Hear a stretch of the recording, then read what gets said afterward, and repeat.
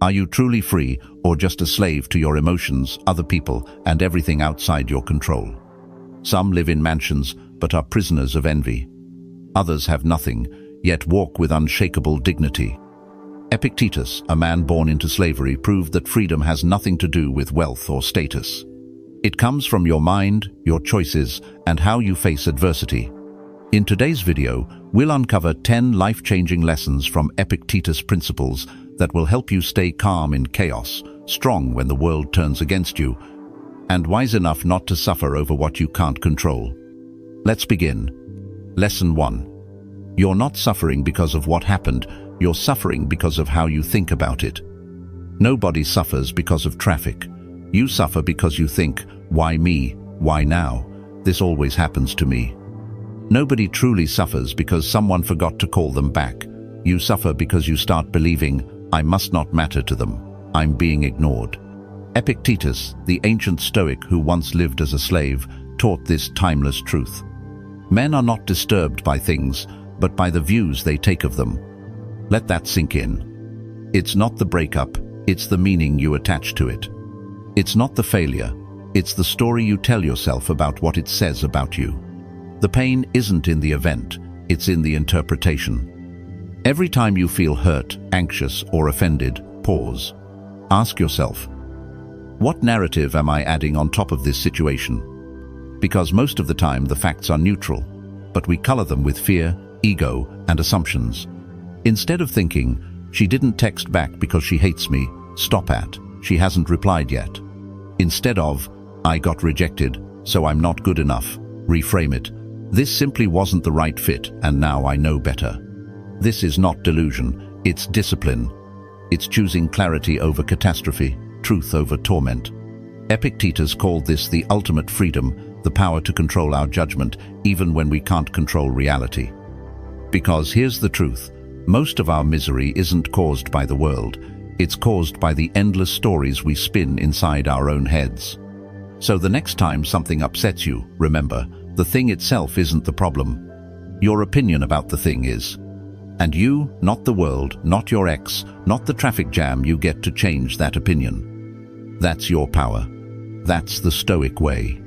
Lesson 2. Hardship isn't punishment, it's training for strength. When life backs you into a corner, don't ask, why me? Ask instead, what is this preparing me for? That's not just poetic, it's Stoic.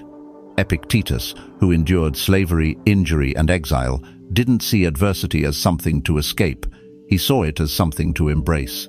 To him, life was a gym, a dojo. And every obstacle, every painful situation was your next sparring partner. Life has paired you with a strong sparring partner, he said. How else will you become Olympic class? Think about that. No one grows by lifting feathers.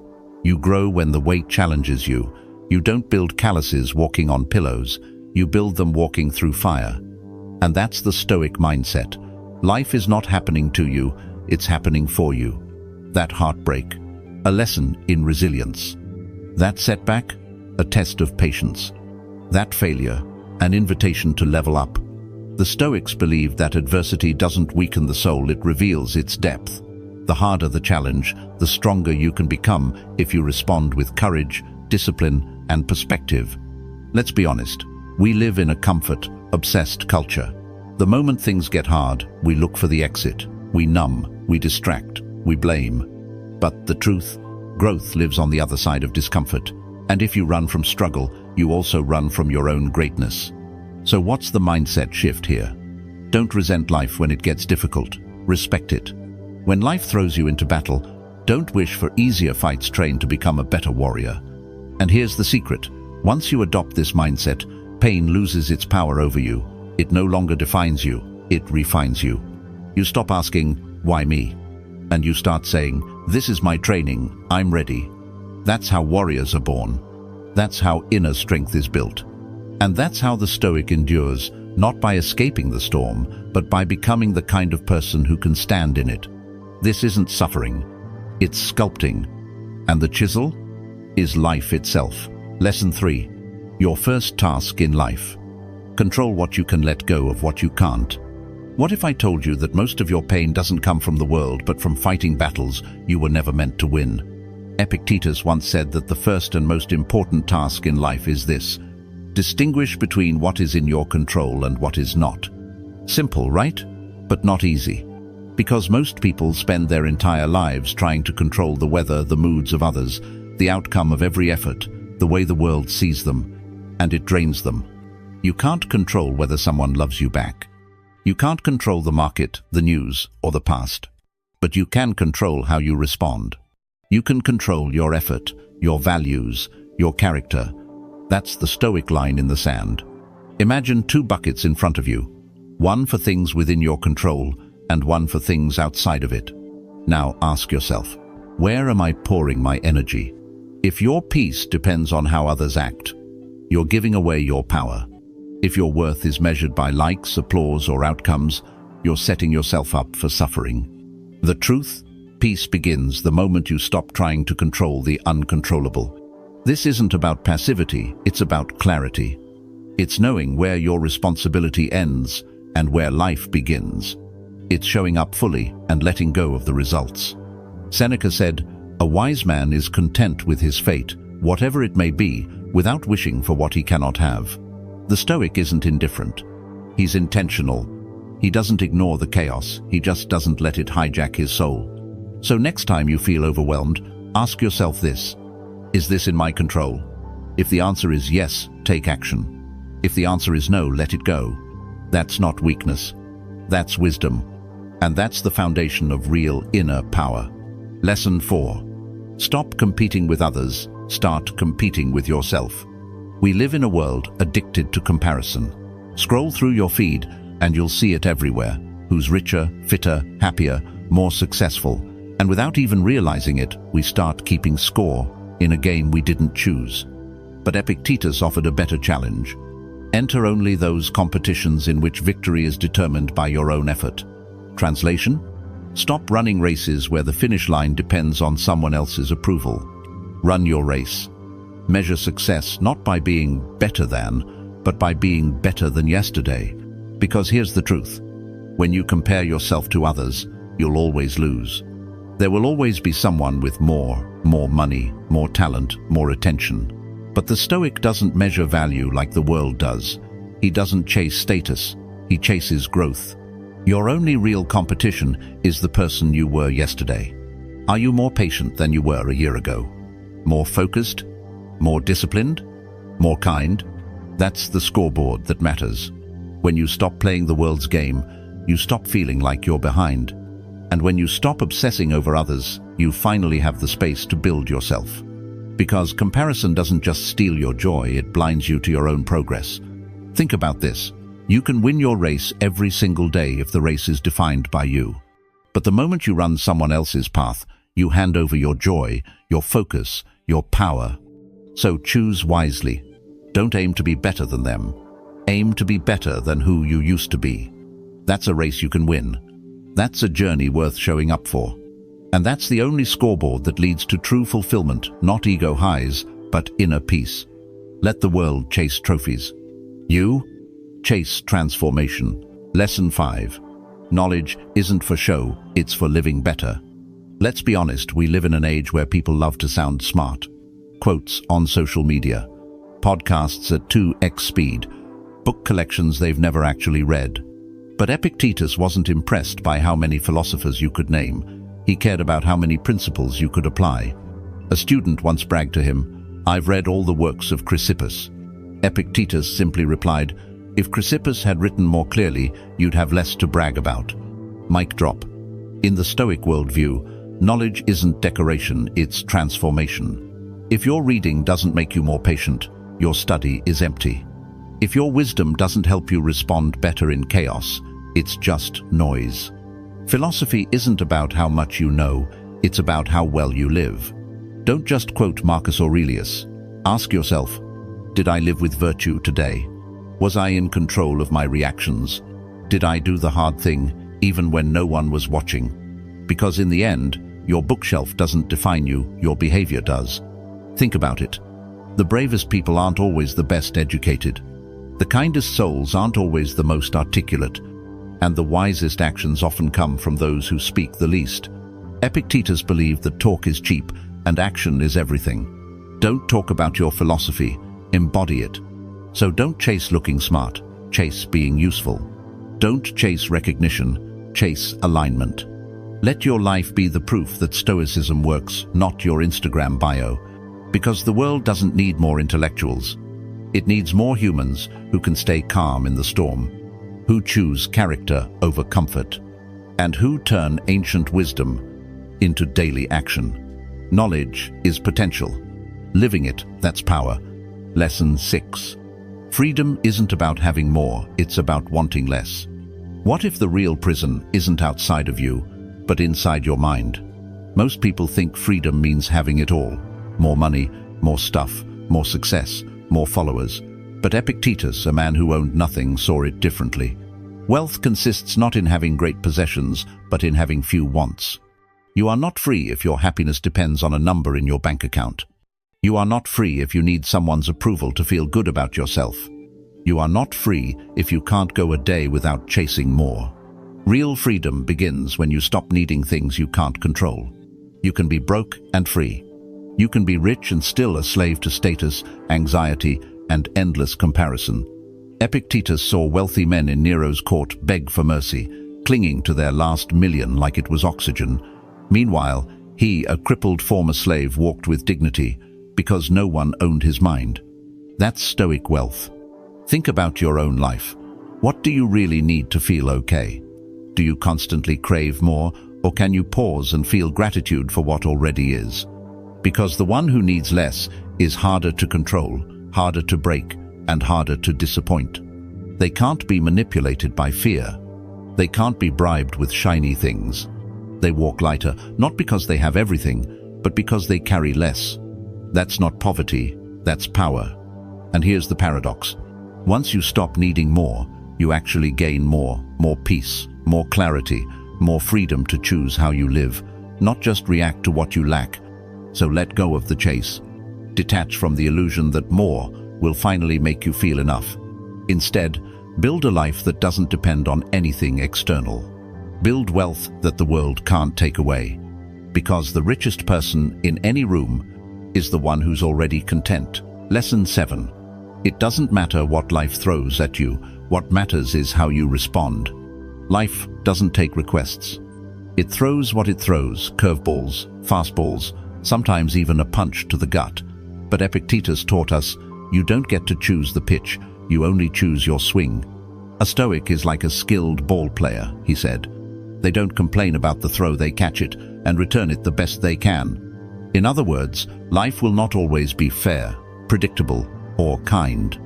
People will disappoint you, plans will fall apart, storms will come, but the Stoic doesn't panic. He plays the ball where it lands. Your power isn't in the throw, it's in your response. You don't control what happened to you, but you control the story you tell about it. You don't control the insult, but you control whether it poisons your peace. You don't control the job loss, but you control whether it becomes your downfall or your turning point. This is the Stoic athlete's mindset. A great boxer doesn't cry about getting hit. They learn how to take the hit and stay standing. A great Stoic doesn't ask for an easier life. They ask for the strength to meet whatever comes. So the next time life surprises you, stop labeling it as good or bad. Start asking, what can I do with this? How can I turn this into strength? Because complaining won't change the throw, but courage will change you.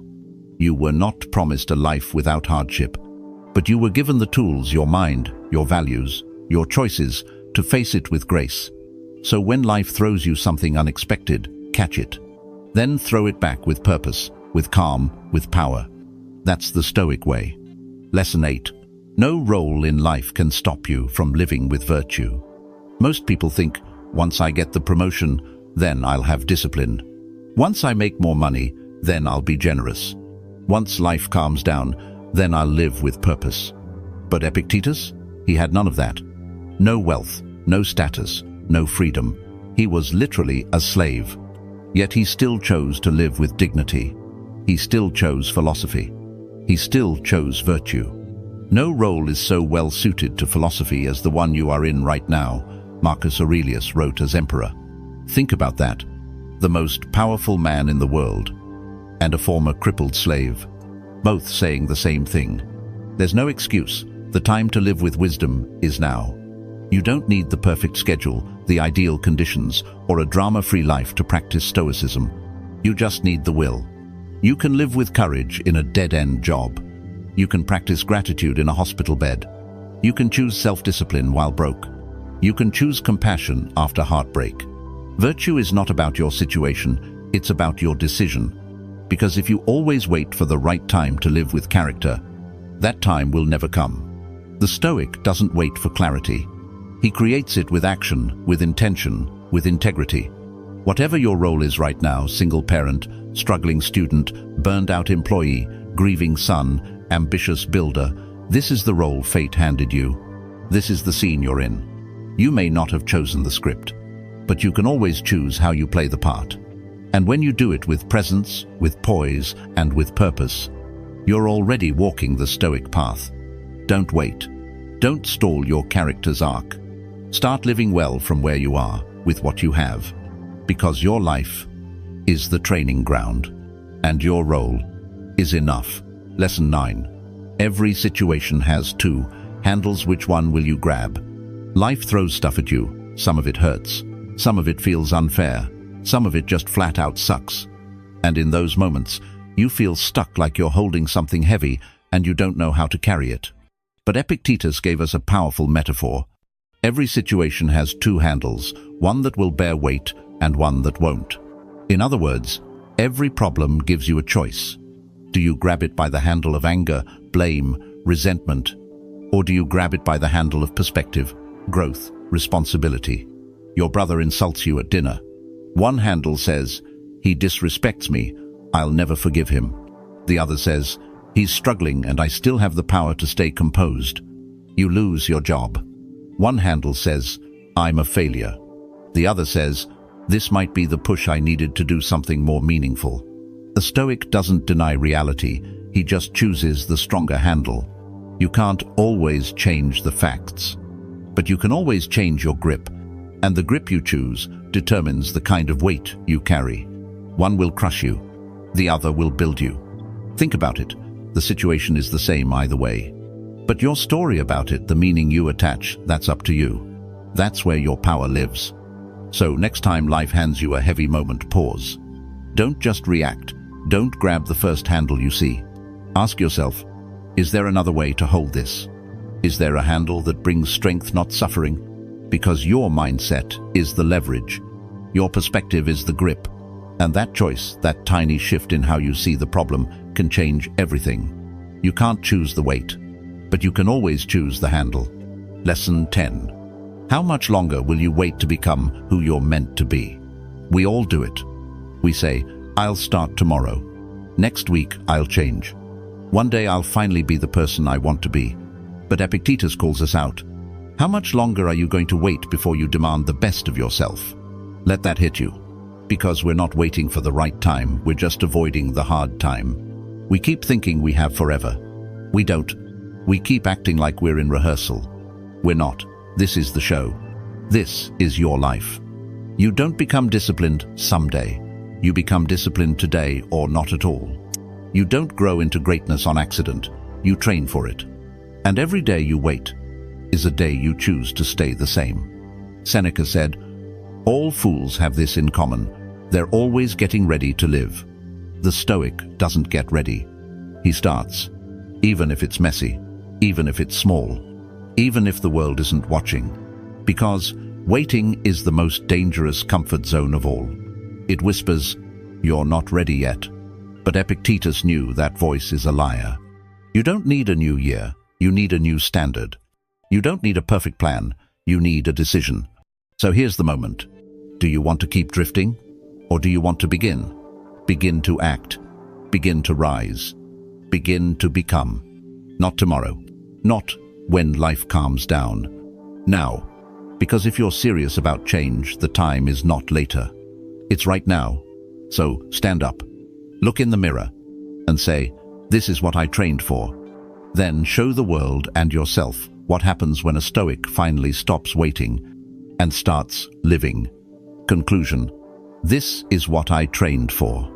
Every morning, the world will test you. Annoying people, discouraging work, moments of self-doubt.